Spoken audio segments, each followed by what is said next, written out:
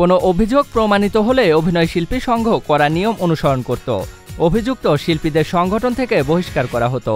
কিন্তু এবার আর সেই পথে হাঁটতে চায় না অভিনয়শিল্পী সংঘ ও টেলিভিশন প্রযোজকদের সংগঠন টেলিপ্যাব। এমন সিদ্ধান্ত থেকে কেন ফিরে এসেছে সংগঠনগুলো? এ বিষয়ে কথা হয় অভিনয়শিল্পী সংঘের সভাপতি আহসান হাবিব নাসিমের সঙ্গে। এক গণমাধ্যমে তিনি জানান, গত কয়েক বছরে আমরা অনেক শিল্পীর বিরুদ্ধে অভিযোগের প্রমাণ পেয়ে তাদের নিষিদ্ধ করেছি।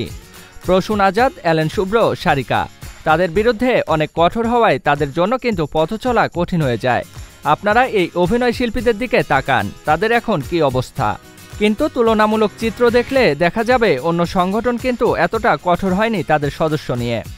এখন যে কারণেই হোক ডিরেক্টরস গিল্ড চায় যে চমককে বহিষ্কার করে দিই।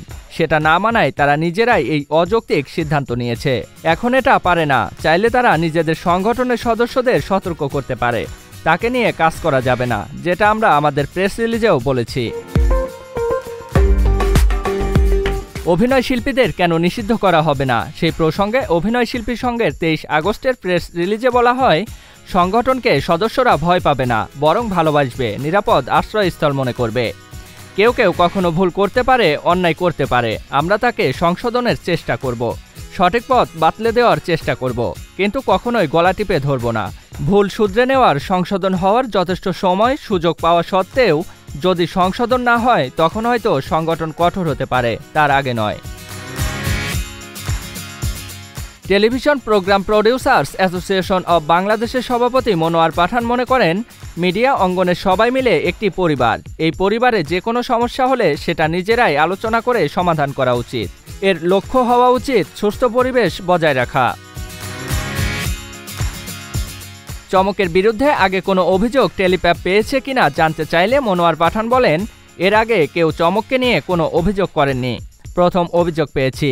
যেহেতু 3 পক্ষই তার বিরুদ্ধে, সেজন্য এখানে আমার কোনো সিদ্ধান্ত নেই। সবাই মিলে সবার সঙ্গে কথা বলে সিদ্ধান্ত নেওয়া হয়েছে।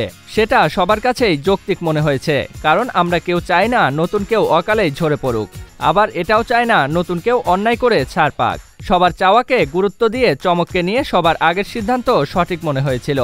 এখন অতিরিক্ত যা হচ্ছে এটার জন্য আসলে লজ্জিত। শিল্পীদের সংগঠনে এগুলো মানায় না। সবশেষে অভিনয় শিল্পী সংঘের সভাপতি আহসান হাবিব নাসিম বলেন, আমাদের সব সংগঠনের কাজ শুটিংয়ের পরিবেশ তৈরি করে দেওয়া। সেখানে যে বিঘ্ন ঘটাবে সেটা নিয়ে কারেকশন করানো হবে, সেটার জন্য শাস্তি একটা হবে। আমাদের কাছে এই অভিযোগে আসার পর চমকের আত্ম উপলব্ধি হয়েছে, সবার কাছে দুঃখ প্রকাশ করেছে, মাসুম ভাইয়ের কাছে প্রকাশ্যে ক্ষমা চেয়েছে। চমকের জন্য এর চেয়ে বড় শাস্তি তো আর হতে পারে না।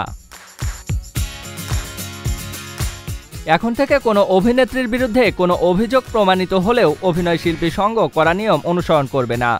শিল্পীদের নিষিদ্ধ নয়, বরং সংশোধনের সুযোগ দিতে চায় সংগঠনগুলো। জিয়াউল ইসলাম, এসটি এন্টারটেইনমেন্ট।